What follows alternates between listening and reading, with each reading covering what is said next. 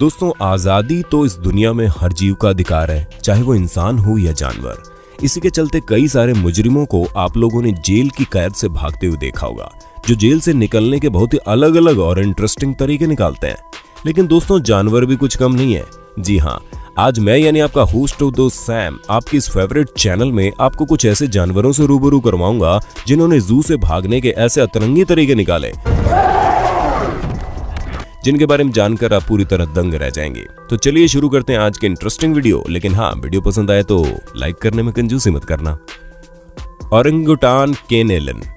दोस्तों, आप लोगों ने जेल से भाग निकलने वाले शातिर कैदियों के बारे में तो बहुत सुना होगा, लेकिन अब जरा इस ओरंगुटान बंदर से मिलिए जिसका नाम केन एलन है। ये इतने फेमस है कि इनका अपने फैन क्लब भी है, और तो और इनके ऊपर गाने भी बनाए जा चुके हैं। अब आप सोच रहे होंगे इसने ऐसा क्या कर दिया भाई जो इतना फेमस बन गए। तो दोस्तों, हम आपको बता दें, केन एलन सैन डियागो जू में रहने वाला एक ऐसा जानवर था जो एक दो बार नहीं बल्कि 3 बार जू से भागने में कामयाब रहा। जी हाँ दोस्तों, ये जानवर इतना शातिर है कि इसने 3 बार जू के प्रशासन को चकमा देकर वहां से भाग निकलने में कामयाबी हासिल की। हालांकि जब ये पहली बार वहां से भागा था तो जू के कर्मचारियों ने इस पर निगरानी शुरू कर दी, लेकिन ये इतना शातिर था कि इसे पता था कि कौन कब निगरानी कर रहा है। जिसके बाद मौका मिलते ही ये दूसरी और तीसरी बार भाग निकला। लेकिन सबसे अच्छी बात ये थी कि भागने के बाद जब ये पकड़ा जाता तो कोई भी आक्रामकता नहीं दिखाता, बल्कि शांति से अपनी जगह पर आकर रहने लगता। इसी वजह से ये लोगों के बीच बहुत ज्यादा पॉपुलर हो गया। लेकिन ये पॉपुलर एनिमल आज से 20 साल पहले इस दुनिया को छोड़ चला गया। Goldie the Eagle. दोस्तों, वैसे तो चिड़ियों के ऊपर नजर रखना और उन्हें देखते रहना कोई ज्यादा दिलचस्पी भरा काम नहीं है, लेकिन 1965 में लगभग हजारों लोग लंदन के रीजन पार्क में जाकर ईगल को देखते थे, जिसका नाम गोल्डी है। दरअसल दोस्तों, गोल्डी लंदन के एक चिड़ियाघर में रहता है, जहां से वो भाग निकला। जिसके बाद वो लंदन की कई सड़कों में घूमकर अंत में वहां के रीजन पार्क में आकर बैठ गया। दोस्तों, ये ईगल उस चिड़ियाघर में पिछले 5 सालों से रह रहा है। हम आपको बता दें, ये ईगल जब वहां से भागा तो जू के प्रशासन को उतनी चिंता नहीं हुई, क्योंकि वो जानते थे कि ये ईगल ना तो खतरनाक है कि ज्यादा लोगों को नुकसान करेगा। इसके साथ ही एक बार और पहले भी गोल्डी जू से भाग चुका है, लेकिन उसके बाद वो अपने आप ही 4 दिन में वापस आ गया। लेकिन इस बार उसको साफ साफ रीजन पार्क में देखा जा सकता है, जहां पर इसने ज्यादा कुछ नहीं, बस वहां के जानवरों पर हमला करने की कोशिश की। लेकिन हर समय लोगों के उस जगह पर जुटे रहने की वजह से डर गया और इसने उन्हें छोड़ दिया। दोस्तों, गोल्डी के जू से 12 दिनों तक भागे रहने के बाद उसे वापस चिड़ियाघर में लाया गया। फिर इसे कई सारे ईगल्स के साथ एक पिंजरे में बंद किया गया ताकि वो दोबारा वहां से भाग ना सके।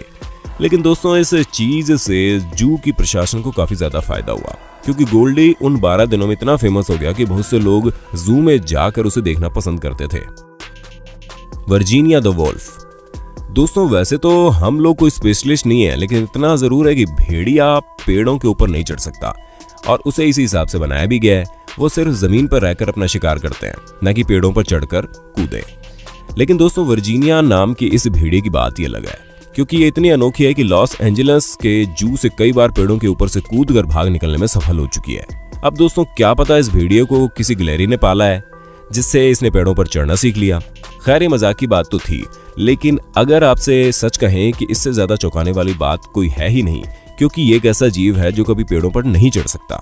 लेकिन वर्जीनिया न सिर्फ पेड़ों पर चढ़ती है, बल्कि इनके ऊपर से निकलकर अपनी कैद से आजाद हो जाती है। और दोस्तों, वर्जीनिया पहली बार जू से गायब हुई थी तो पूरे 1 महीने के लिए गायब थी, जिसके बाद जू के कर्मचारियों ने उसे बहुत बार ढूंढा, लेकिन वो नहीं मिली।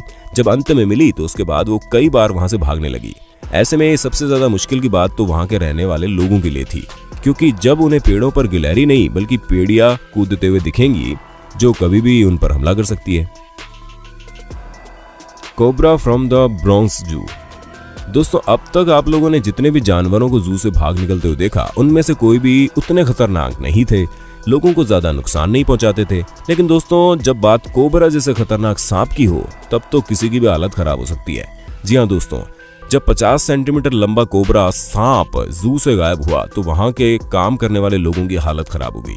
वो लोग उसे हर जगह ढूंढने लगे, पर जब ये बात बाहर के लोगों में फैली तो लोग घबराने लगे। सभी के मन में यही सवाल था कि कोबरा आखिर गया तो गया कहां, क्योंकि सांप कहीं भी हो सकता है, कहीं से भी निकलकर किसी पर भी हमला कर सकता है।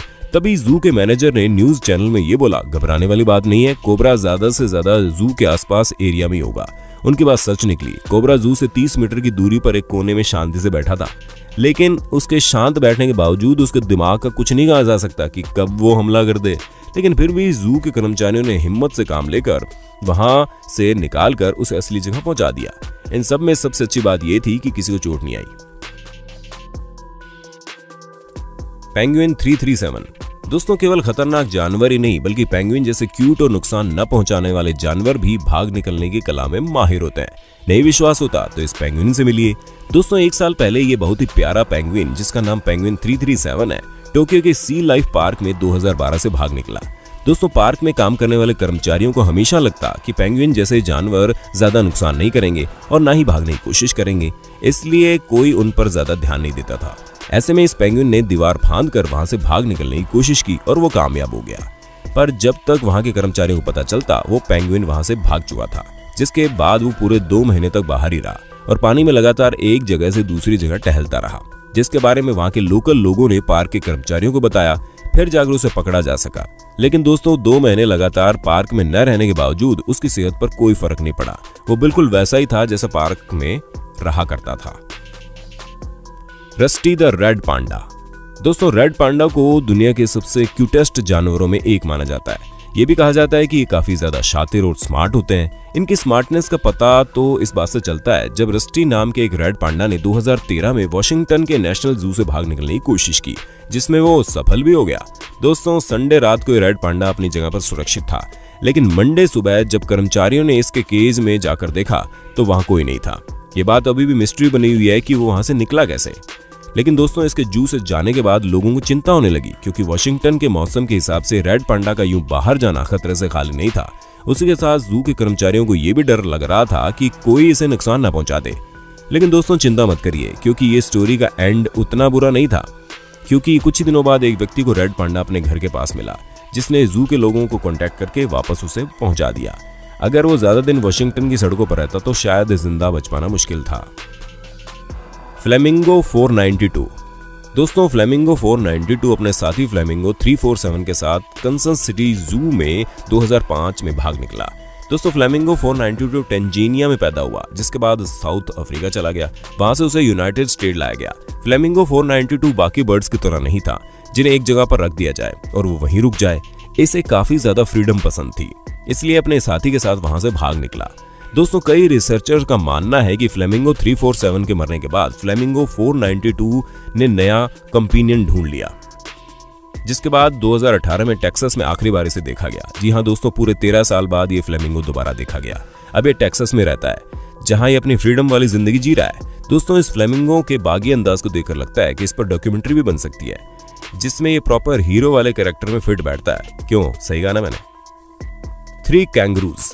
दोस्तों, जैसा कि अब आप देख रहे हैं कि कई सारे जानवर अपने शातिर दिमाग की वजह से जू से भाग निकलने में कामयाब हो गए, लेकिन जब कंगारुओं की बात हम आपको बताएंगे तो उनको भागने के लिए जू के जंगली सुअर और जंगली लोमड़ी ने मदद की, जिसमें जंगली सुअर ने जर्मन के जू से बाहर जाने के रास्ते में गड्ढा किया, जिसके जरिए कंगारू वहां से भाग निकला। और सेम ऐसा ही लोमड़ी ने भी किया, उसने भी एक गड्ढा खोदा और बाकी कंगारू वहां से भाग निकले। हालांकि जू के कर्मचारियों को इस बात का पता चल गया था, जिस वजह से उन्होंने 2 कंगारुओं को आसानी से पकड़ लिया, लेकिन तीसरा वाला काफी समय बाद पकड़ा गया। लेकिन अंत में तीनों कंगारू से जू में वापस आ गए और जो गड्ढा किया था उसे वापस भर दिया गया। लेकिन कुछ हो ना हो, कंगारुओं को यह पता चल गया कि जू के भाईचारे में कोई कमी नहीं है। कासा द हनी बेडजर। दोस्तों, हनी बेजर यानी बिज्जू एक ऐसे जीव हैं जिन्हें लोग काफी अंडर एस्टिमेट करते हैं, क्योंकि दोस्तों ये दुनिया के सबसे ज्यादा निडर जानवरों में एक माने जाते हैं, जो सांप से लेकर शेर तक का सामना करने में पीछे नहीं हटते। इसलिए इनके साइज को देखकर इन्हें हल्के में ले मत लेना, क्योंकि ये भले ही छोटे हैं लेकिन काफी शातिर और निडर होते हैं। ऐसा एक निडर हनी बेजर जिसका नाम काका था, वो 2 मीटर लंबी दीवार को पार करके जू से भागने में सफल हो गया। अब दोस्तों, ये तो हम नहीं बता सकते ये इसने किया कैसे, लेकिन हाँ ये पक्का है कि ये इतने शातिर होते हैं कि कुछ भी कर सकते हैं। क्या पता इन्होंने खुद से ही सीढ़ियां लाकर इस दीवार को पार कर लिया हो। इस मामले में कुछ भी कहना सही नहीं है, लेकिन हम ये जरूर कह सकते हैं जितना हम इन्हें छोटा समझते हैं ये उतना ही खतरनाक और शातिर है, जो कि आप भी समझ गए होंगे। तो दोस्तों, आज के लिए बस इतना ही।